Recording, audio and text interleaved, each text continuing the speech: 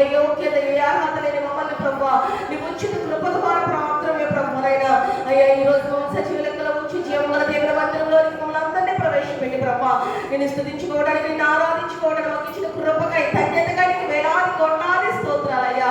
పరిశుద్ధాత్మ దేవానికి వందనాలు ప్రభానికి స్తోత్రములు ప్రభా. సర్వశక్తివంతుడైన దేవానికి స్తోత్రములు ప్రభా.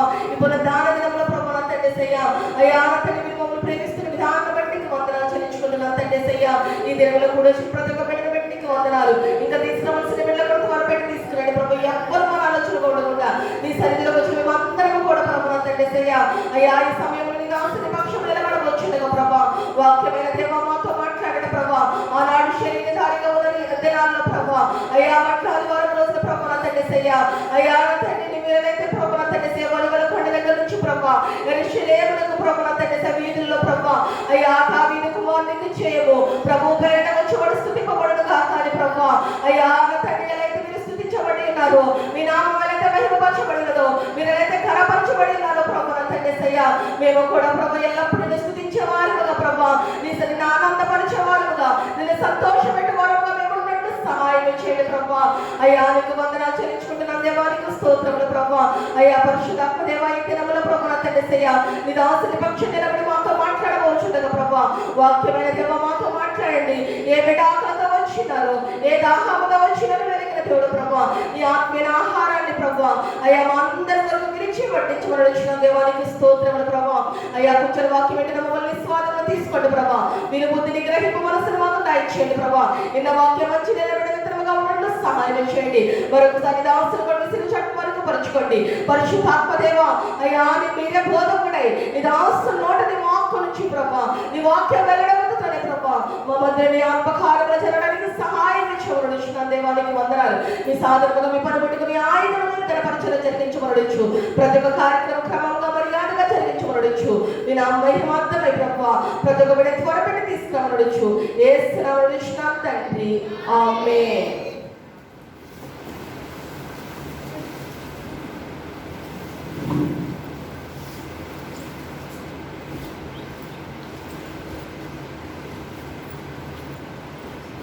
దేవుని స్తోత్రం. హల్లెలూయా.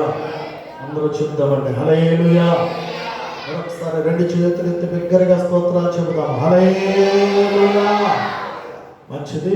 ఉదయకాలపు వేళ దేవుని యొక్క సన్నిధానంలోనికి చేరి వచ్చిన మీకందరికీ మన ప్రభువును రక్షకుడైన యేసుక్రీస్తు వారి నామములో నాకు హృదయపూర్వకమైన వందనాలు తెలియపరుస్తూ ఉన్నాం. అందరికి వందనాలండి. మంచిది పిల్లరా. మరి దినము దేవుని యొక్క సన్నిధానంలో మనం ఈ విధంగా కూడి ఉండడానికి మరి ప్రభు తన కృపను మనకందరికీ అనుగ్రహించి ఈ విధంగా ఆయన సన్నిధానంలో మనం గడపగలుగుటకు కృపనిచ్చిన దేవునికి సమస్తమైన మహిమ ఘనత ప్రభావములు కలుగును గాక. అందరు దగ్గరగా చెప్పాలి ఆమేన్. చాలా సంతోషం. మరి దినము కేవలం మనకు ఆదివారం మాత్రమే కాదు కానీ ఈ దినమునకు ఒక ప్రత్యేకత ఉండడాన్ని మనం చూస్తూ ఉన్నాం. ఈ దినమునకు నా ప్రత్యేకత ఏంటి చెప్పండి? చెప్పాలి ఏంటిదండి? మట్టల ఆదివారం. సో ఇది కేవలం ఆదివారమే కాదు, ఇది మట్టల ఆదివారం. సో ఈ మట్టల ఆదివారాన్ని ఇంగ్లీష్లో ఏమన్నారు అంటే పామ్ సండే అన్నారు. సో ఆదివారం ఇది మట్టల ఆదివారంగా మరి ప్రభు సన్నిధానంలో మనము ప్రభువును స్తుతించి ఆయన నామాన్ని గణపరచడానికి ప్రభు ఇచ్చిన కృపను బట్టి ప్రభువును స్తుతిస్తూ ఒక చిన్న ప్రార్థన చేసుకొని వాక్య భాగంలోనికి మనం వెళ్ళిపోదాం. మహాగణుడ మహోన్నతుడ పరిశుద్ధుడ నిత్య నివాసైన మా ప్రియ పరలోకపు తండ్రి మీ యొక్క శ్రేష్టమైన ఉన్నతమైన ఘనమైన నామాన్ని బట్టి మీకు స్తోత్రాలు. ప్రభా ఇదిగో నీ లేఖనములో మీరు మాకు చెప్పారు నాయన, ఇదిగో నిలవబడేవాడు నీవే కానీ మాట్లాడేవాడను నేనన్నాను. ప్రభా మనుషుడిగా నేను నిలవబడ్డాను. ప్రభా మీ సిలువ చాటును నన్ను మరుగుపరచి మాతో మీరే మాట్లాడమని ప్రార్థిస్తూ ఉన్నారు. ప్రభా మనుషులు మాట్లాడితే నిష్ప్రయోజనం, ఎవరికీ ప్రయోజనం కలగదు నాయన. కానీ మీరు మాట్లాడితే ప్రభా మీ మాట మాకు అది ఆశీర్వాదకరంగాను, మీ మాట మనను బ్రతికించేదిగాను, మా బాధలో మాకు నెమ్మదిని కలిగించేదిగాను నీ మాట ఉంటూ ఉండగా ప్రభా అట్టిని యొక్క బలపరిచి బ్రతికించే మాట చేత మీరు మాతో మాట్లాడమని ప్రార్థిస్తూ, ఇదిగోని నా సన్నిధిలో ప్రభువా ఆయన ప్రత్యేకంగా చేరువచ్చిన మమ్మల్ని అందరినీ కూడా మీరు జ్ఞాపకం చేసుకోమని యేసు నామమున అడిగి వేడుకొనుచున్నాము తండ్రి, ఆమేన్. ప్రభునందు పిల్లరా, ఈ దినము ఈ మట్టల ఆదివారం సందర్భంగా లేఖన భాగాలను మనం గమనించేటటువంటి ప్రయత్నాన్ని మనం చేద్దాం. పరిశుద్ధ బైబిల్ గ్రంథంలో మనము పరిశీలన చేస్తున్నప్పుడు ఈ జరిగినటువంటి ఈ కార్యం, జరిగినటువంటి ఈ సంఘటన ఎప్పుడు జరిగింది అని మనం ఆలోచన చేస్తే గత 2026 సంవత్సరాల క్రితం యేసు ప్రభు వారు ఆయన శరీరధారిగా ఈ భూమి మీద ఆయన జీవించి ఉన్నటువంటి దినాలలో జరిగిన సంఘటన ఇది. ప్రియరా, ఇది మనం ఎలా దీనిని రుజువు చేయగలం, దీనిని మనము ఒప్పుకోగలం అంటే పరిశుద్ధ లేఖన భాగంలో ఏ ఒక్కరో దీనిని గురించి చెప్పను. దీనిని గురించి 4 వ్యక్తులు 4 సువార్తలను దీనిని గురించి మనకు ప్రస్తావించారు. ఒకసారి లేఖన భాగాలను మనం చూడగలిగితే మత్తయి సువార్త 21వ అధ్యాయము 1వ వాక్యము నుండి, అలాగే మార్కు సువార్త 11వ అధ్యాయము 1వ వాక్యము నుండి, అలాగే లూకా సువార్త 19వ అధ్యాయము 29వ వాక్యము నుండి, అలాగే యోహాను సువార్త 12వ అధ్యాయము 12వ వాక్యము నుండి రాయబడినటువంటి ఆ లేఖన భాగాలలో ఈ యొక్క మట్టల ఆదివారాన్ని గురించినటువంటి లేక ఈ యొక్క కార్యాన్ని గురించినటువంటి విషయాన్ని మనం చదవగలుగుతామండి. ప్రియరా, వాస్తవానికి ఏ ఒక్కరో సాక్ష్యం ఇస్తే ఆ సాక్ష్యం సరిపోదేమో, ఆ సాక్ష్యము మనకు సరిపడినంత ఆధారంగా లేదేమో అని మనకు అనిపించవచ్చు.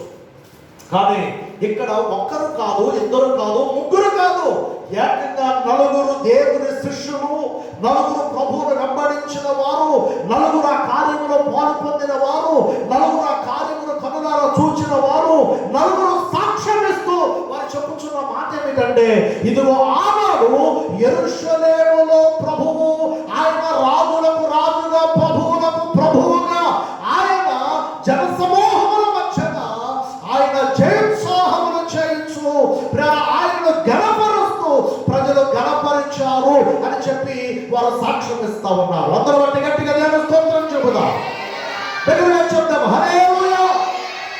ఇది ఆధారం లేనిది కాదు, సాక్ష్యం లేనిది కాదు, కళ్ళబొల్లి మాటలు కాదు, చరిత్ర ఆధారముగా ప్రభు ఈ లోకములో శరీరధారిగా ఉన్న దినాలలో జరిగిన ఒక సంఘటన ఈ మట్టల ఆదివారం రోజున జరిగినటువంటి సంఘటన. ఇది పిల్లరా ఎప్పుడు జరుగుతుంది అంటే భస్మ బుధవారము నుండి అనగా ఈ లెంట్ డేస్, ఈ 40 దినాల ఉపవాస ప్రార్థనలు జరుగుతాయి కదండి. ఈ 40 దినాల ఉపవాస ప్రార్థనలో ఇది 40వ రోజున జరిగేటటువంటి కార్యం. ఎన్నో రోజు చెప్పాలి మీరు మాట్లాడాలి. ఎన్నో రోజు అండి? 40వ రోజు జరిగేటటువంటి కార్యం. తర్వాత ఈ ఆదివారం, ఇది ఎన్నో ఆదివారం అంటే మనము ప్రారంభించిన ఈ లెంట్ డేస్, ఉపవాస దినాలు భస్మ బుధవారం నుంచి మనము ప్రారంభిస్తే ఈ రోజుకు ఈ ఆదివారం ఎన్నో ఆదివారం అంటే 6వ ఆదివారం. ఎన్నో ఆదివారం అండి? 6వ ఆదివారం. ఈ 6వ ఆదివారమున వీళ్ళని యెరూషలేములో ఈ విధమైనటువంటి యేసు ప్రభు వారి యొక్క ఆయన యొక్క గొప్పతనాన్ని గురించి ప్రజలు ఆయన జయనామాలు చేస్తూ ఊరేగించినటువంటి పరిస్థితిని మనం చూస్తూ ఉన్నామండి. అంత మాత్రమే కాదు, ఇది ఎప్పుడు జరుగుతుంది, దేనికి ముందు జరుగుతుంది అంటే ఇది యేసు ప్రభు వారు శిలువ మరణానికి ముందుగా, ఈస్టర్ పండగకు ముందుగా వచ్చేటటువంటి ఆదివారం ఈ యొక్క కార్యక్రమం జరుగుద్దండి. ఏ కార్యక్రమం చెప్పండి? ఏ కార్యక్రమం? మట్టల ఆదివారం కార్యక్రమం. ఇది 6వ ఆదివారం అయితే వచ్చే ఆదివారం 7వ ఆదివారం. దానికి ముందు వచ్చే శుక్రవారం యేసు ప్రభు వారి యొక్క శిలువ మరణమును పొందినటువంటి దినముగా, ఆ దినమున మనము గుడ్ ఫ్రైడేగా జరుపుకునేటటువంటి దినము. ఆ తరువాత వచ్చే ఆదివారం అనగా 7వ ఆదివారం అది ఈస్టర్ పండుగ, అనగా పునరుద్ధాన పండుగ అనగా ప్రభు ప్రియులారా ఆయన శిలువ మరణమును పొంది సమాధి చేయమని 3వ దినాన మృత్యుంజయుడే తిరిగి లేచి ఆయన ప్రియుల ప్రజలందరికీ సజీవుడిగా కనబడినటువంటి దినమే ఈస్టర్ పండుగ. అందులో బట్టి గట్టిగా చెప్పండి, చెప్పండి ఒకసారి హల్లెలూయా. ఈ మండల ఆదివారం 6వ ఆదివారమున జరిగితే 7వ ఆదివారం సంపూర్ణమైనటువంటి దినముగా, సంపూర్ణమైనటువంటి వారముగా దేవుడు తన యొక్క సంపూర్ణతను మనకు చూపిస్తూ 7వ సంఖ్యకు ఉన్నటువంటి సంపూర్ణతను గురించి మనకు సంపూర్ణంగా తెలియపరుస్తూ ఉన్నటువంటి మాటలే ఈ మాటలు. చూడండి, సృష్టిలో దేవుడు సృష్టిని ఎన్ని దినాలు సృష్టించాడు చెప్పండి? 6 దినాలు సృష్టిలో కావలసినవన్నీ సృష్టించాడు. 7వ దినమున దేవుడు ఏం చేశాడు చెప్పండి? విశ్రాంతిని తీసుకున్నాడు. విశ్రాంతి దినమున దేవుడు పరిశుద్ధపరిచాడు. విశ్రాంతి దినమున దేవుడు ప్రత్యేకపరిచాడు. విశ్రాంతి దినము ఆశీర్వాదకరముగా దేవుడు మానవ జాతికి అనుగ్రహించాడు. అనగా ఆ విశ్రాంతి దినమున మానవునికి దేవునికి మధ్యన ఒక చక్కని సహవాసమును సంబంధాన్ని కలిగి ఉండేదాని కొరకు దేవుడు ఏర్పరిచిన దినమే 7వ దినం. అది సంపూర్ణతకు సాదృశ్యము. చెప్పాలి హల్లెలూయా. కనుక ఆ సంపూర్ణతకు సాదృశ్యం కాబోతున్నటువంటి ఆ వారము సమీపమవుతున్నటువంటి ముందు వారం అనగా 6వ వారమున జరుగుతున్న కార్యమే ఈ మండల ఆదివారం. ఎంతవరకు అర్థమైన వాడు స్తోత్రం చెప్పండి, గట్టిగా చెప్పండి హల్లెలూయా. కాబట్టి ప్రియులారా, ఈ సందర్భంలో ఈ విషయాలను మీకు జ్ఞాపకం చేస్తా ఉన్నాను, గుర్తుపెట్టుకోనండి. ఈ మండల ఆదివారం జరిగించుటలో గల కారణాలు ఏంటో మీకు అర్థం కావాలి. అందుకే ఈ విషయాలన్నీ ఒక్కొక్కటిగా మీకు జ్ఞాపకం చేస్తా ఉన్నారు. ఈ రోజు ప్రియులారా, ఈ మండల ఆదివారం గురించి మరొక మాట మీకు జ్ఞాపకం చేస్తూ ఆ మాటలో మీకు ఏమని జ్ఞాపకం చేయాలనుకుంటున్నానంటే, యేసు ప్రభువు వారు ఈ యెరూషలేము ప్రాంతానికి ఆయన వెళ్ళడం ఇది మొదటిసారి కాదు. ఈ కార్యం ఎక్కడ జరిగిందని చెప్పాను? యెరూషలేములో జరిగింది. యెరూషలేములో ఈ కార్యము జరిగించడానికి లేక ఈ కార్యము జరగడానికి ముందుగా ప్రభు వెళ్ళారా అంటే ఆయన వెళ్ళారు. ఎన్నిసార్లు వెళ్ళారు అంటే 10 సార్లు వెళ్ళారు. ఎన్నిసార్లు అండి? అమ్మా చెప్పండి, ఎన్నిసార్లు అండి? 10 సార్లు వెళ్ళారు. 10 సార్లు యెరూషలేముకు వెళితే ఆయనని ఎవ్వరూ పట్టించుకోవాలి. ఆయన గురించి ఎవరు ఆలోచించడం వల్ల, ప్రభువుని గురించి ఏ మాత్రం కూడా ఎవరు పట్టించుకున్నటువంటి నాదులు కనబడడం వల్ల, అలానే ప్రభు ఊరికినే వెళ్ళి వచ్చేస్తారంటే ఊరికినే వెళ్ళి వచ్చేది. యెరూషలేములో అనేకమైనటువంటి కార్యాలు ప్రభు జరిగిస్తూ వచ్చారు. యెరూషలేములో అనేకమైనటువంటి కార్యాలు ప్రభు జరిగించినప్పటికీ, అనేకులను స్వస్థపరిచినప్పటికీ, అనేకులను బాగు చేసినప్పటికీ, అనేకులను విడిపించినప్పటికీ, అనేకుల జీవితాలు అద్భుతాలు జరిగించినప్పటికీ ప్రభువును పట్టించుకున్న వారు కనబడడం. చివరికి ఒక సంఘటన జరిగింది. ఆ సంఘటన ప్రజలందరూ కూడా ప్రభువు వైపు చూసేటట్లుగా చేసింది. ఆ సంఘటన ఏంటో తెలుసండి? యేసు ప్రభు అతిగా ప్రేమించిన లాజరు అనబడుతున్న ఒక వ్యక్తి ఉన్నాడు. ఎవరు పిల్లలు చెప్పండి? ఎవరు? లాజరు. ఈ లాజరు చనిపోయాడు. ఆయన చనిపోయిన తరువాత ఆ లాజరును ప్రియులారా తీసుకుని వెళ్ళి సమాధిలో పెట్టేస్తారు. 4 రోజులు అయిపోయింది. యేసు ప్రభు వారు 4 దినాల తరువాత లాజరు సమాధి ఎదుకు వచ్చి లాజరు సమాధి బయట నిలవబడి ప్రియులారా ప్రభు చెప్పిన మాట, లాజరు బయటకు రా. దేవునికి స్తోత్రం చెప్పండి. ఏంటి చెప్పండి? లాజరు బయటకు రా. ఎప్పుడైతే ప్రభు ఈ మాట చెప్పాడో సమాధిలో ఉన్నటువంటి లాజరు, నిర్జీవంగా పడి ఉన్న లాజరు, మృత స్థితిలో ఉన్న లాజరు, 4 దినాలుగా సమాధిలో ఉన్న లాజరు సజీవుడై తిరిగి లేచి బయటకు వచ్చేసాడు. దేవునికి స్తోత్రం చెప్పండి. ఇష్టమైతే గట్టిగా చెప్పండి. దేవునికి స్తోత్రం చెప్పండి. హల్లెలూయా.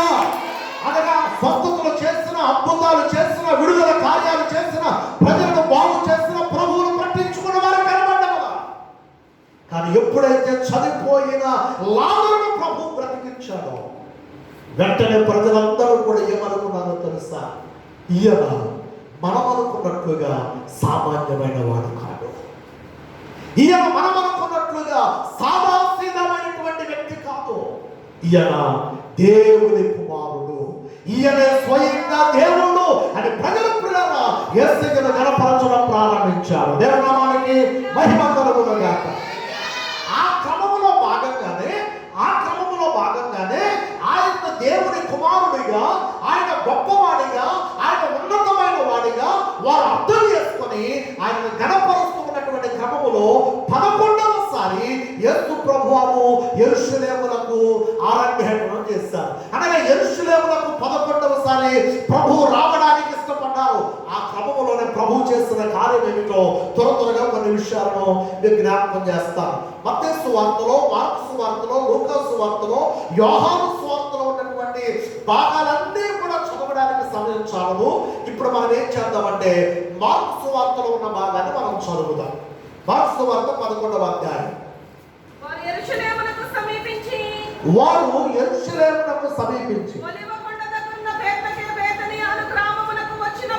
ఒలీవల దగ్గరనున్న బేత్ఫగే బేతనియా అనే గ్రామములకు వచ్చినప్పుడు ఆయన తన శిష్యులలో ఇద్దరిని చూచి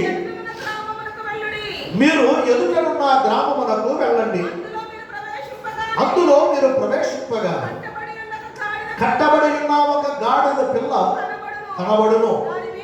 దాని మీద ఏ మనుషుడు ఎప్పుడును కూర్చుండలేదు. దానిని విప్పి తోలుకొని రండి. ఎవడైనను మీరెందుకు ఇలాగ చేయించున్నారని మిమ్మల్ని అడిగిన ఎడల అది ప్రభువునకు కావలసి ఉన్నదని చెప్పుడి. తక్షణమే అతడు దానిని ఇక్కడికి తోలి పంపునని చెప్పి వారిని పంపారు. వారు వెళ్ళగా వీధిలో ఇంటి బయట తలవాకిన కట్టబడి ఉన్న గాడిద పిల్ల ఒకటి వారికి కనబడింది. దానిని విప్పుచుండగా అక్కడ నిలిచి ఉన్న వారిలో కొందరు మీరు ఏమి చేయుచున్నారు, గాడిద పిల్లను ఎందుకు విప్పుచున్నారని వారిని అడిగిరి. అందుకు శిష్యులు యేసు తమకు ఆజ్ఞాపించినట్లు వారితో చెప్పగా వారు దానిని పోనిచ్చిరి. వారు ఆ గాడిద పిల్లను యేసు వద్దకు తోలుకొని వచ్చి తమ బట్టలు దానిపై వేయగా ఆయన దాని మీద కూర్చుండెను.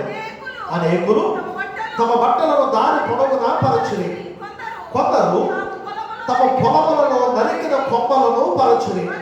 మరియు ముందు వెళ్ళుచుండిన వారు వెనక వచ్చుచుండిన వారు జయము ప్రభువు పేరట వచ్చువాడు స్తుతింపబడుగాక, వచ్చుచున్న మన తండ్రి అయిన దావీదు రాజ్యము స్తుతింపబడుగాక, సర్వోన్నతమైన స్థలములలో జయము అని కేకలు వేయుచుండేరి. గట్టిగా స్తోత్రం చెప్పండి. ఈ భాగమును మనం గమనిస్తూ ఉన్నప్పుడు యేసు ప్రభువారు ఆయన యెరూషలేములోనికి 11వసారి ఆయన అడుగు పెడుతున్నటువంటి ఆ క్రమములో ఆయనతో కూడా ఉన్నటువంటి ఒక ఇద్దరు శిష్యులను పిలిచి ఆ ఇద్దరు శిష్యులతో చెబుతా ఉన్నాడు, ఇదిగో శిష్యులారా, మీరు ఏం చేయాలి అంటే ఎదురుగా ఉన్నటువంటి ఒక గ్రామం, ఆ గ్రామం పేరు బేత్ఫగే బేతనియా. ఏం చెప్పండి, చెప్పాలి ఏంటి ఆ పేరు చెప్పండి. స్త్రీలు చెప్పండి ఏంటి ఆ పేరు అంటే 4 దగ్గర చెప్పండి. పురుషులు చెప్పండి ఏంటిదండి ఆ పేరు బేత్ఫగే అనండి. అందరూ చెప్పండి బేత్ఫగే. చెప్పాలి 4 బేత్ఫగే. ఇంకా కొంతమంది మాట్లాడుతున్నా బేత్ఫగే బేతనియా. ఇప్పుడు 2 కలిసి చెప్పండి బేత్ఫగే బేతనియా. ఎస్, ఆ ప్రాంతములో ఆ గ్రామమునకు వెళ్ళమని ప్రభువు చెప్పాడు. మొత్తం మీద ప్రియరా శిష్యులు బయలుదేరి వెళుతున్న క్రమములో ప్రభు వారితో మరొక మాట చెప్పాడు, మీరు ఏం చేస్తారంటే ఆ గ్రామమునకు వెళ్ళి ఆ గ్రామములో తలవాకిట, ఎక్కడ తలవాకిట, ఇంటి తలవాకిట కట్టబడి ఉన్న ఒక గాడిద పిల్ల మీకు కనబడుతుంది. మీరేం చేస్తారంటే ఆ గాడిద పిల్లను కట్లను విప్పి వాటిని నా యొద్దకు తీసుకొని రండి.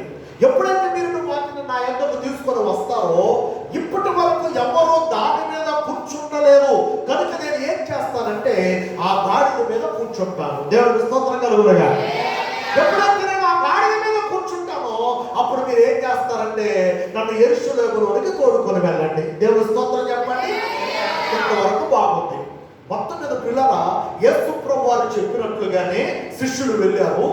ఆ తలవాకిన కట్టబడి ఉన్న ఆ గాడిదను విప్పుతూ ఉంటే అక్కడ ఉన్నటువంటి ప్రజలు అడిగారు, అయ్యా ఎందుకు విప్పుతున్నారు మీరు, ఆ గాడిద జోలికి ఎందుకు వెళ్తున్నారు మీరు అని అడిగితే ప్రభు చెప్పినట్లుగానే ఈ శిష్యులు వారితో చెప్పారు.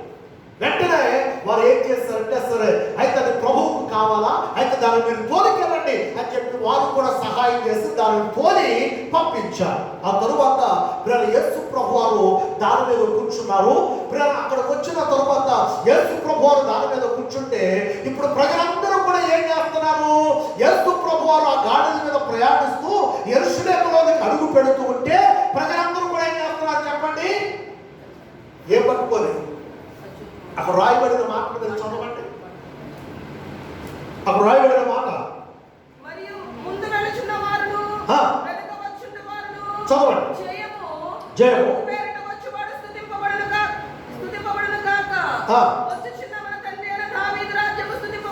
ఓకే. సో ఇక్కడ రాయబడుతున్నటువంటి మాటల్లో మనం ఏం చూస్తామంటే, ప్రభువు ఆయన గాడిద మీద ఆయన యెరూషలేములోనికి ప్రవేశిస్తూ ఉండగా ప్రజలందరూ కూడా వారు ఏం చేస్తారు అంటే జయనాదాలు చేశారు. దేవునికి స్తోత్రం కలుగునుగాక.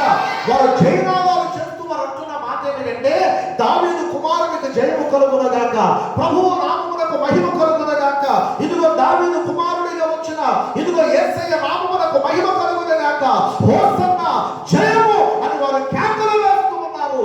ఏం పట్టుకోరో తెలుసా, ఇప్పుడైతే మనకు ఖర్జూర పంటలు మన దేశంలో మనకి ఇక్కడ అందుబాటులో లేవు.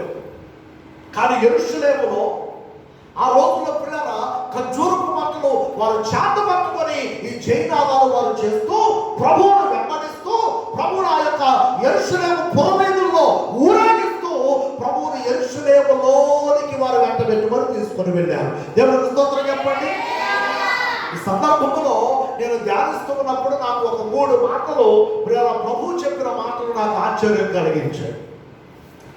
ఒక మాట ఏమిటంటే, ప్రభువు కోరుకున్నటువంటి గాడిద అది ఏ గాడిద, పెద్ద గాడిద పిల్ల గాడిద? పిల్ల గాడిద. పిల్లల భాగం ఏ గాడిదండి? పిల్ల గాడిద. అక్కడ రాయబడిన మాట ఇది పెద్ద గాడిద కాదు, పిల్ల గాడిద. ఈ పిల్లగాడిద ఎక్కడ ఉంది అని ప్రభువు దానిని గమనించారు అంటే అది కట్లతో బంధించబడి ఉంది. ఇప్పుడు ప్రభు ఆయన ఏం చెప్పారు అంటే తన శిష్యులకు, మీరు వెళ్ళి ఆ కట్టబడి ఉన్నటువంటి ఆ పిల్లగాడిని మీరు ఏం చేయాలి, వాటి కట్ల నుండి విప్పి దానిని నా యొద్దకు తోలుకొని రండి. దేవునికి స్తోత్రం చెప్పండి. ఇప్పుడు ప్రభు ఎందుకు ఆ గాడిదను కోరుకున్నాడు అంటే, ఆ గాడిద కట్లలో ఉంది, అది బంధింపబడిపోయింది. ఆ బంధకాలలో ఉన్నటువంటి ఆ గాడిద ఆ బంధకములలో నుండి విడుదల పొందుకోలేక, స్వేచ్ఛ లేక, స్వతంత్రము లేక, తన జీవితం అంటే ఏంటో దానికి అర్థం కాక అది అలాగే కట్టబడి తల వాకిట అది ఎక్కడైతే బంధింపబడిపోయిందో అక్కడే తన జీవితాన్ని జీవించేస్తా ఉంది. ఈరోజు పిల్లరా, ఈ మాటను బట్టి ఒక్కసారి మనం ఆలోచన చేస్తే ప్రభువు కొన్ని విషయాలన్నీ అన్ని మర్మంగా చెప్పలేదు, కానీ కొన్ని విషయాలు మనకు తేలికగా అర్థమయ్యేటట్లుగా మానవులు చాలా తేలికగా అర్థం చేసుకోవడానికి మనుషులను కొన్నిటితో పోల్చి చెప్పారు. మీరు ఆలోచన చేస్తే ప్రభు చెప్పిన పోలికలలో కొన్ని పోలికలు.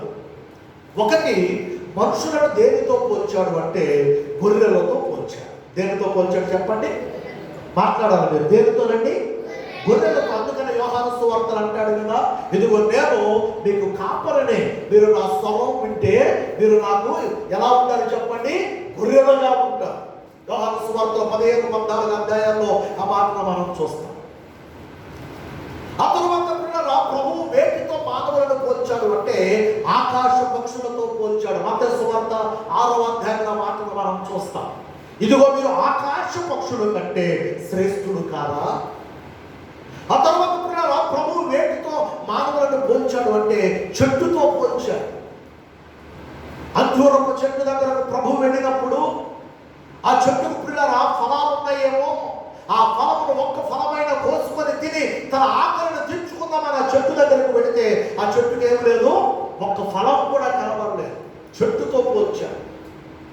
ఆ తర్వాత పిల్లల ఇలా ఒక్కొక్కడిగా మనం గమనిస్తూ ఉన్నప్పుడు ఈ సందర్భంలో పిల్లల మానవులను దేనితో పోల్చాడు అంటే గాడిదతో పోల్చాడు. దేవుడికి స్తోత్రం చెప్పండి. ఈ మాట మనం వినడానికి కాస్త ఇబ్బెట్టిగా అనిపిస్తుంది, కానీ మనం కూడా అప్పుడప్పుడు మన పిల్లలను తిట్టేటప్పుడు ఏమని తిడతాం చెప్పరే? ఏంటండి దేవుడు గాడిదతో పోల్చడం ఏంటి?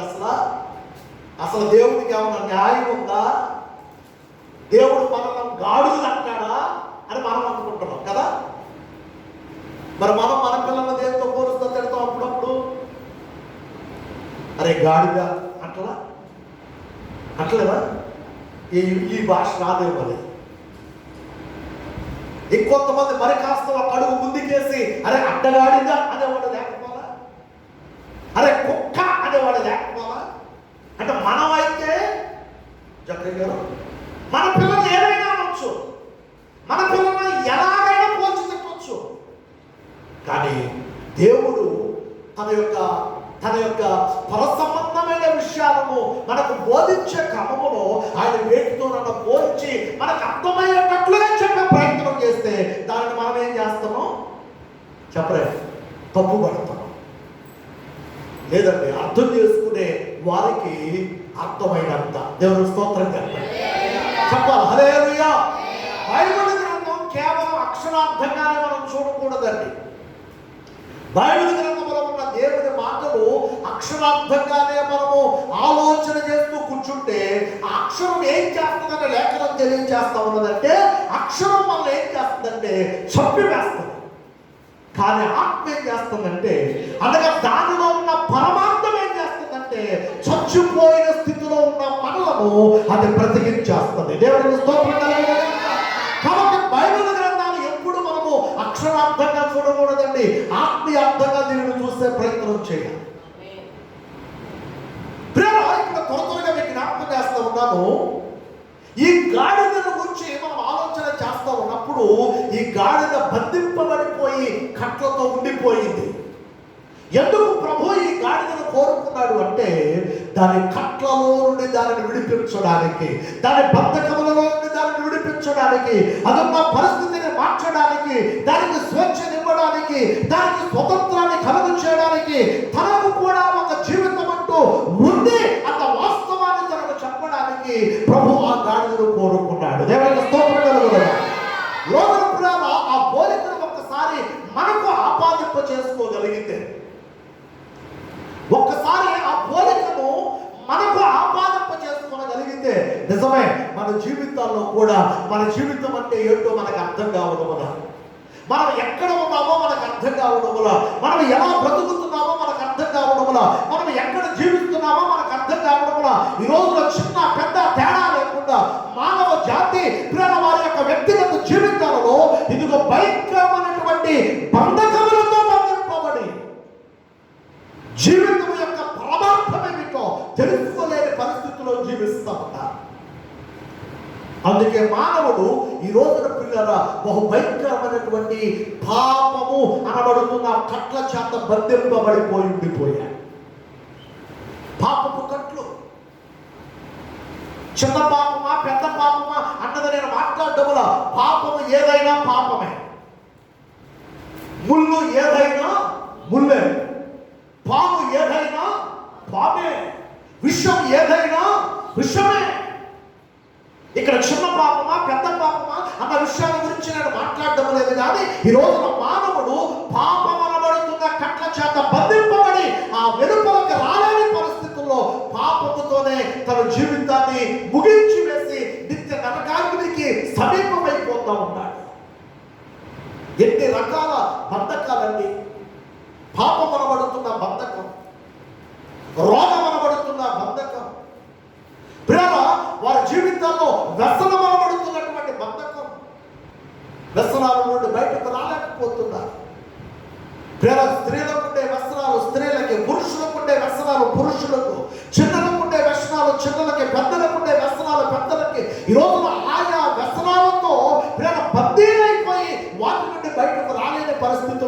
మానవ జాతి గుట్టు ఉండగా ఈ రోజున ఇటువంటి బందీలైపోయినటువంటి, ఇటువంటి పిల్లల పాపపు కట్ల చేత బంధింపబడిపోయినటువంటి, శాపం పడుతున్న కట్ల చేత బంధింపబడిపోయినటువంటి మానవులకు ఒక శుభవార్త. ఆ శుభవార్త ఏమిటంటే, అది ఆ బంధకాలను విడిపించుటకు, నీకు జీవితం అంటే ఏంటో తెలియపరచుటకు, నీ జీవితమునకు ఒక పరమార్థాన్ని బోధించడానికి ప్రభు అయిన యేసయ్య గత 2026 సంవత్సరాల క్రితం ఈ లోకములోనికి ఆయన శరీరధారిగా దిగి వచ్చాడు. దేవునికి స్తోత్రం కలుగునుగాక. ఆయన ఏ బంధకము నుండైనా నిన్ను విడిపించుటకు సరిపోయిన, అది ఏ బంధకమైన, అది ఏ బంధకమైన, అది ఏ కట్లైనా ఆ కట్ల నుండి విడిపించగలుగుటకు ఆయన సరిపోయిన వాడు. ఎప్పుడో తెలుసా? నీవు ఆయనను అంగీకరించినప్పుడు. ఎప్పుడో తెలుసా? ఆయన యొద్దకు నీవు రాగలిగినప్పుడు. ఎప్పుడో తెలుసా? ఆయన యొద్ద నీవు నిలవగలిగినప్పుడు.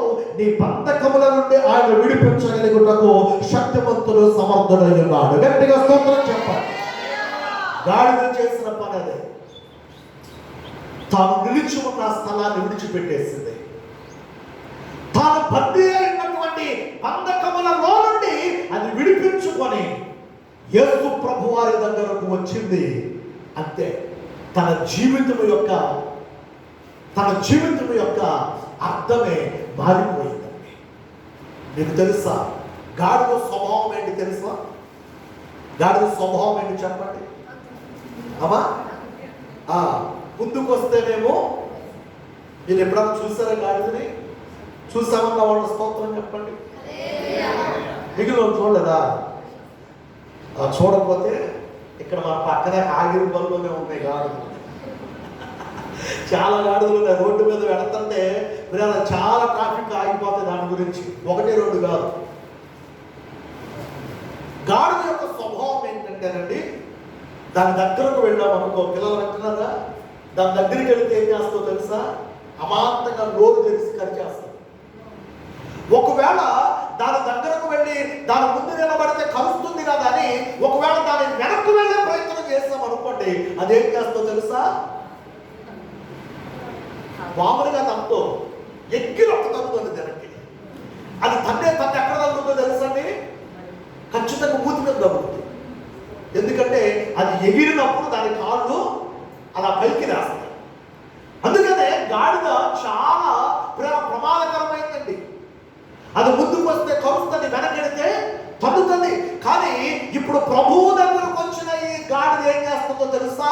తన బంధకాల నుంచి విడిపింపబడింది గనుక, తన యొక్క స్థితిని మార్చుకుంది గనుక, తాను కట్టబడి ఉన్న ఆ స్థలాన్ని, ఆ బంధకాలను విడిచి ప్రభువు దగ్గరకు వచ్చింది గనుక ఇప్పుడు ఈ గాడిద ఏం చేస్తుందంటే ప్రభువు దగ్గర మౌనంగా నిలవబడిపోయింది. దేవునికి స్తోత్రం చెప్పండి.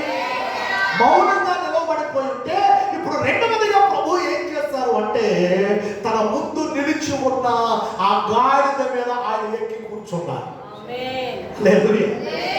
అసలు దాని దగ్గరికి వెళితేనే ఊరుకోనిది. ఇప్పుడు ప్రభు ఎక్కి కూర్చున్న తర్వాత కూడా అది ఏమి మాట్లాడడం, ఎవరు దాని దగ్గరకు వచ్చి దాన్ని కొడతా ఉన్నా ఏం మాట్లాడటములా, దాన్ని నెడతా ఉన్నా ఏం మాట్లాడటములా. ఒకవేళ ఎవరైనా తుంట్రోలు ఉంటారు కదా, తుంట్రోలు దాన్ని గిచ్చినా ఏం మాట్లాడటములా.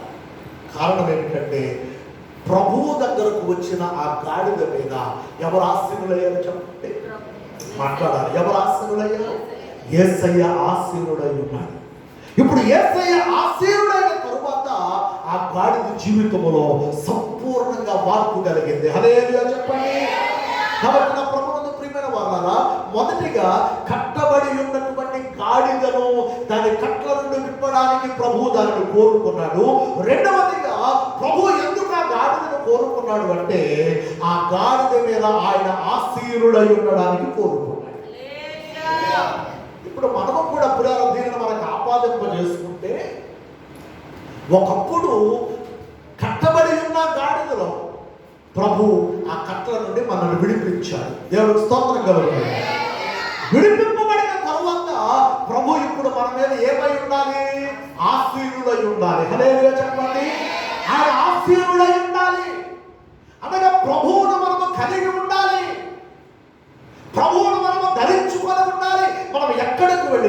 మనం ఎక్కడ నిలవబడినా, మనం ఎక్కడ ఏం చేస్తూ ఉన్నా, మనలో ప్రజలు ఎవరిని చూడగలగాలి అంటే ప్రభువును చూడగలగాలి. చెప్పండి హల్లెలూయా. మనం కాదు ప్రజలకు కనబడాల్సింది, మన పైన ఆసీనుడై ఉన్న ప్రభువును వాడు చూడాలి. మన పైన ఆసీనుడై ఉన్న ప్రభు యొక్క మహిమను వాడు కనుగొనాలి. రోజున ప్రభునందు ప్రియమైన దేవుని సంఘమా, ఈ మాటలు మనం ధ్యానిస్తూ ఉన్నప్పుడు రెండవదిగా మీకు జ్ఞాపకం చేస్తూ ఉన్నాను, ఈ గాడిద మీద ఎవరు కూర్చున్నారు ఇప్పుడు చెప్పండి అమ్మా, చెప్పండి ఎవరు కూర్చున్నారు? యేసయ్య కూర్చున్నాడు. అందుకని ఈ గాడిద ఇప్పుడు కలిసే స్వభావం దానికి లేదు, చెప్పలే తన్నే స్వభావం దానికి లేదు, తన జీవితమే మార్పులోనికి వచ్చేస్తుంది. హల్లెలూయా. ఇక మూడవదిగా యేసయ్య ఎందుకు ఈ గాడిదను కోరుకున్నాడు అంటే మూడవ మాట చెప్పి నేను ముగింపులోనికి వచ్చేస్తానండి. ఒకసారి అదే మార్కు సువార్త 11వ అధ్యాయము 3వ వాక్యం చదవండి.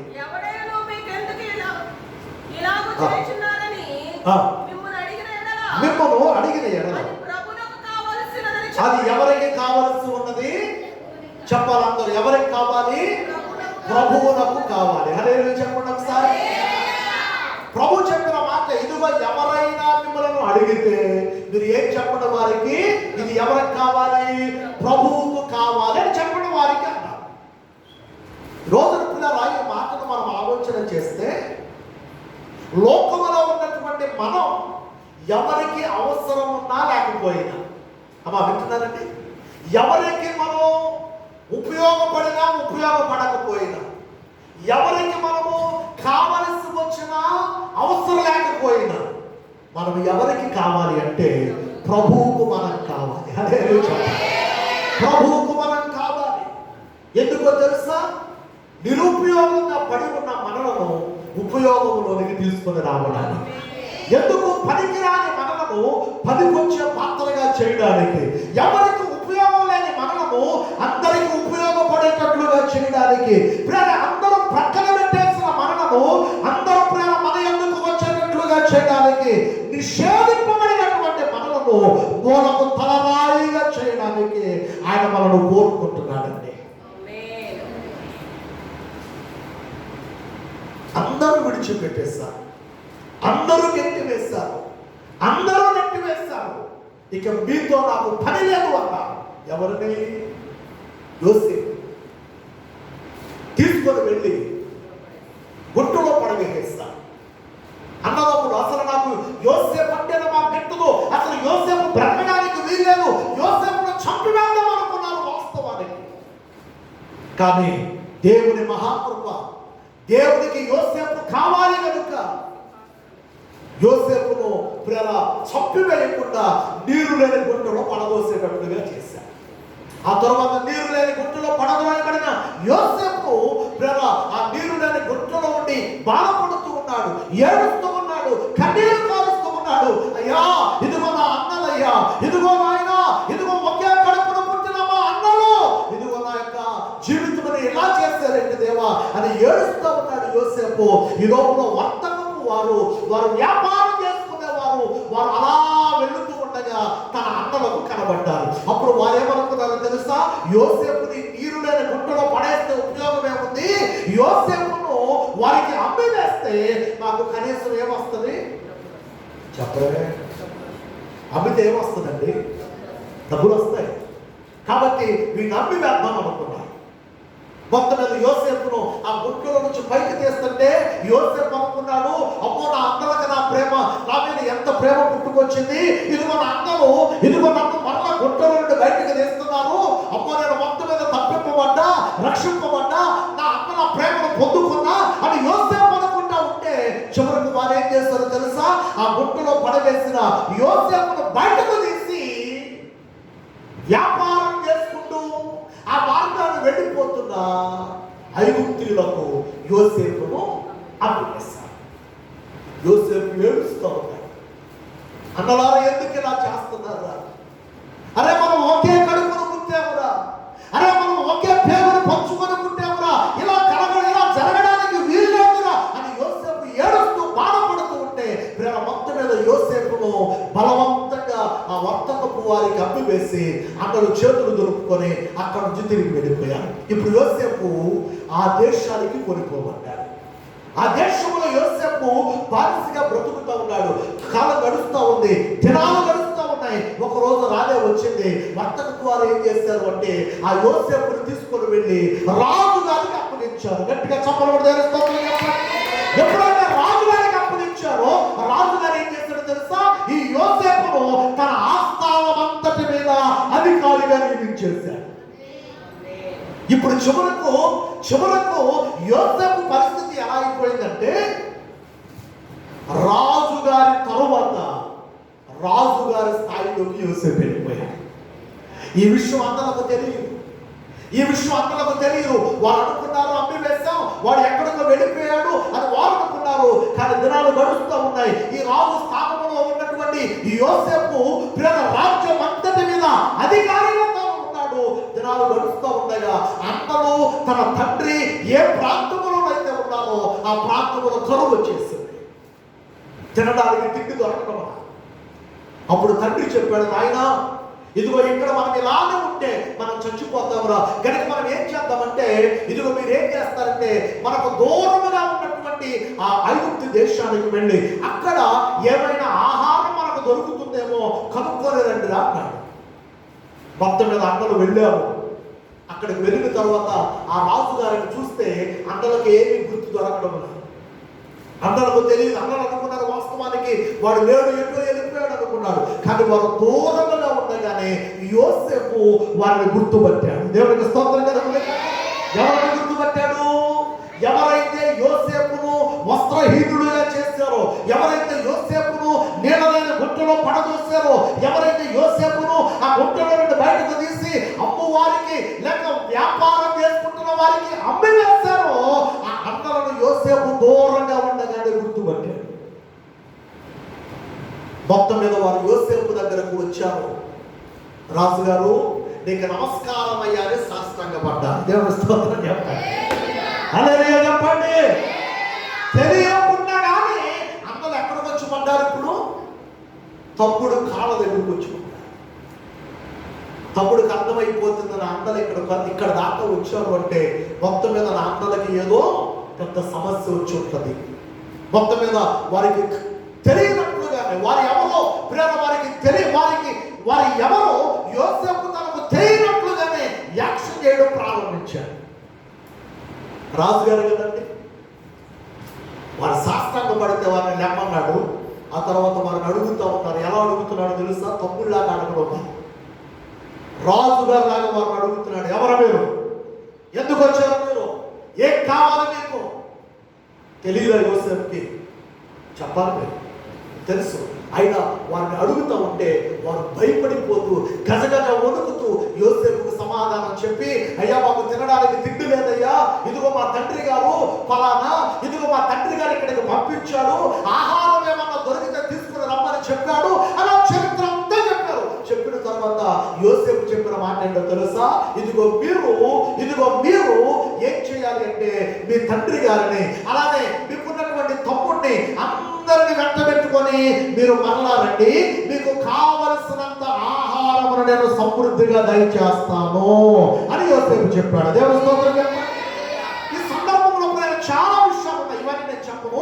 ఈ ఒక్క మాటను మీకు జ్ఞాపకం చేస్తున్నాను. యోసేపుని సందర్భంలో ఎందుకు జ్ఞాపకం చేస్తున్నానంటే అందరూ పనికిరాని వాడని, ఎవరికి ఉపయోగపడని, వీడితో మాకు సంబంధం లేదని యోసేపును ప్రక్కన పెట్టేశారు.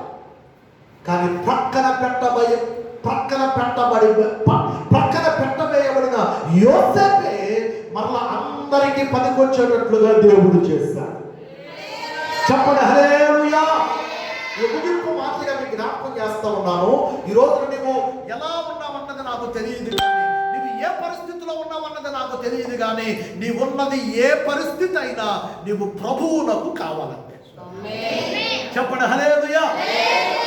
కావాలి, ప్రభువుకు కావాలి. ప్రభువుకు గనుక నిన్ను నీవుగా అప్పగించుకోగలిగితే, నిన్ను నీవుగా ప్రభువు చేతులకు అప్పగించుకొని, ప్రభువా ఇదిగో నేను నీ కొరకు జీవిస్తానయ్యా, నీ కొరకు నన్ను బ్రతుకుతానయ్యా, నన్ను వాడుకోయ్యా అంటే జీరోలో ఉన్న నిన్ను హీరోగా ఆయన చేస్తాడంతే.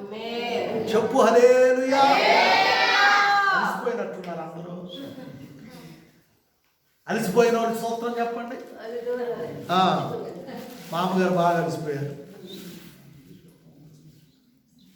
జీరోగా ఉన్న మనల్ని ఏం చేస్తాడు చెప్పండి. చెప్పు, ఏం చేస్తాడు? హీరోగా చేస్తాడు అంతే. ఎందుకు గతి లేని మనలను అందరికి ఇచ్చేటట్లుగా చేస్తాడు. తోకగా ఉన్న మనలను తలగా చేస్తాడు. ఎందుకు ఉపయోగపడిన మనలను అందరికి ఉపయోగపడేటట్లుగా చేస్తాడు. దేవునికి స్తోత్రం.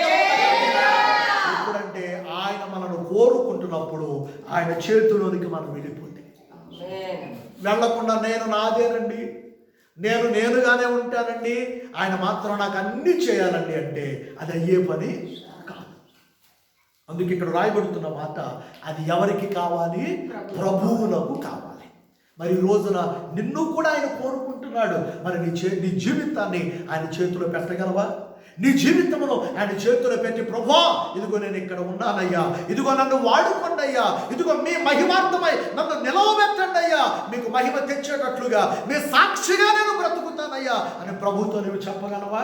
అయితే ఈ ఉదయకాలపు వేళ ఈ మాటల మీద నా ప్రియమైన సహోదరి సహోదరుడా, అలానే తల వంచు, కళ్ళు మూసుకో, ప్రార్థన చేసుకుందాం. ప్రభు చేతికి మనల్ని మనం అప్పగించుకుందామండి. ఈ ఉదయకాలపు వేళ విన్న ఈ మాటలను బట్టి, ఇదిగో ప్రభువా ఇక్కడ నేను ఉన్నానయ్యా, నన్ను వాడుకోయ్యా, ఇదిగో నేను నాయన నీకు అనుకూలంగా ఉండడానికి ఇష్టపడుతున్నానయ్యా, నీకు మహిమ తేవడానికి ఇష్టపడుతున్నానయ్యా, నీ సాక్షిగా బ్రతకాలని నేను ఆశపడుతూ ఉన్నానయ్యా. ఇదిగో ఒక్కసారి నన్ను జ్ఞాపకం చేస్తాయ్యా, ఒక్కసారి నన్ను వాడుకోవడానికి నేను ఇష్టపడుతూ ఉండగా నన్ను వాడుకోనండి అయ్యా, నన్ను వాడుకోనండి అయ్యా అని ప్రభుత్వం మనం చెబుదామా ప్రియులారా? అలానే మోకరించుదామండి, తలలు వంచుదామండి, కళ్ళు మూసుకుందామండి. ఇంకా చిన్నలు పెద్దలు ఎవరు కూడా ప్రియుల మౌనముగా ఉండక, ఇదిగో ప్రభు కోరుకుంటుండగా, ఇదిగో ప్రభు నన్ను వాడుకోనండి అయ్యా. అలాంటి ఎందుకు పనికిరాని గాడిదను వాడుకున్నావయ్యా, ఎందుకు పనికిరాని గాడిదను ప్రభు అయ్యా నన్ను వాడుకొని దాని మీద మీరు ఆశీనుడయ్యుండి అయ్యా, దాన్ని మీ మహిమార్థమై ప్రభు మీ పనులు దాన్ని వినియోగించుకున్నారయ్యా. ఇదిగో నన్ను కూడా వాడుకోనండి అయ్యా, నన్ను కూడా వాడుకోనండి అయ్యా అని ప్రభుత్వం మనం ఒక్క మాట చెబుదామండి. నోరు తెరిచి చెబుదామా పిల్లరా? ప్రభు నన్ను వాడుకోనండి అయ్యా, ప్రభు నన్ను వాడుకోనండి అయ్యా. మనుషులకైతే నేను ఉపయోగపడ్డమలేదేమో, మనుషులకి ఎవరికి నేను ఉపయోగకరంగా లేనేమో అని ప్రభు ఇదిగో నీవు నన్ను వాడుకోవాలని నేను ఆశపడుతూ ఉన్నానయ్యా, నన్ను వాడుకోనండి ప్రభు అని ప్రభుతో ఒక మాట చెబుదామండి. హల్లెలూయా హల్లెలూయా హల్లెలూయా హల్లెలూయా హల్లెలూయా హల్లెలూయా హల్లెలూయా. ఇష్టమైన వారందరూ కూడా పిల్లరా ప్రభుతో చెప్పండి, ప్రభువా ఇదిగో నాయన అలనాడు జంతువుని మీరు వాడుకున్నారయ్యా, నాయన ఇదిగో నన్ను కూడా మీరు వాడుకోనండి ప్రభు అని ప్రభుతో చెబుదామండి. హల్లెలూయా హల్లెలూయా హల్లెలూయా హల్లెలూయా. వాడిపోక ముందే నన్ను వాడుకో, పొద్దు వాలిపోక ముందే నన్ను వాడుకో. అలానే రెండు చేతులు ఆకాశమే పెట్టి ప్రియారా నోరారా ఈ మాట చెప్తూ, ప్రభు ఇదిగో నాయన మమ్మల్ని వాడుకోనండి అయ్యా అని ప్రభు సన్నిధిలో ప్రభువుకు మనల్ని మనం అప్పగించుకుందామండి. హల్లెలూయా హల్లెలూయా హల్లెలూయా హల్లెలూయా. అందరూ చెప్తాం హల్లెలూయా హల్లెలూయా హల్లెలూయా హల్లెలూయా. నోరు తెరిచి అందరూ ప్రభువుకు స్తోత్రాలు చెప్పండి. హల్లెలూయా హల్లెలూయా హల్లెలూయా హల్లెలూయా. అందరూ చెప్పాలి హల్లెలూయా హల్లెలూయా హల్లెలూయా హల్లెలూయా. అలానే చేతులెత్తి ప్రియులారా ఈ మాట చెబుదాం. వాడిపోక ముందే నన్ను వాడుకో, పొద్దు వాలిపోక ముందే నన్ను వాడుకో.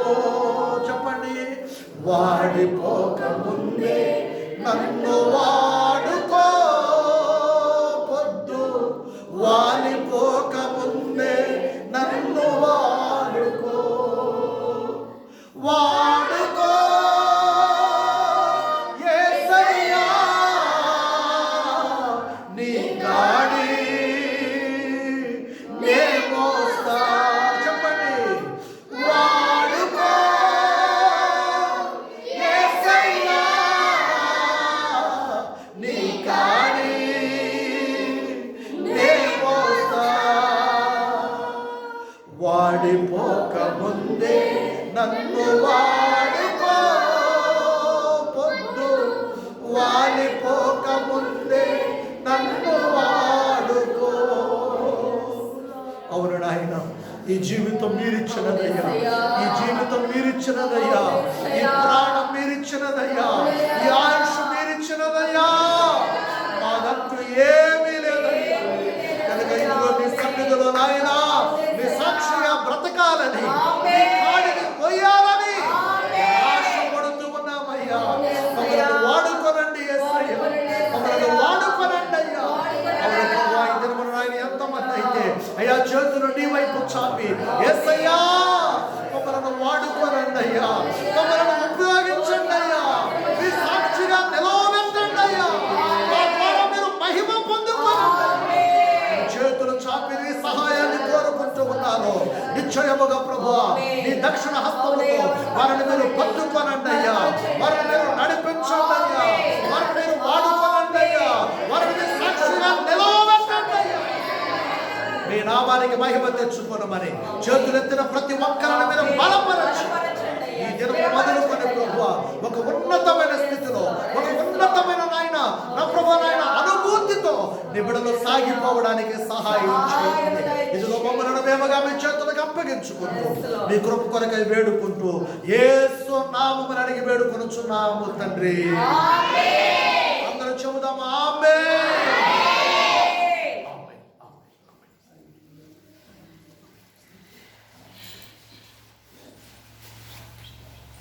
ప్రభు మనందరినీ తన నామ మహిమార్థమై వాడుకొనుగాక.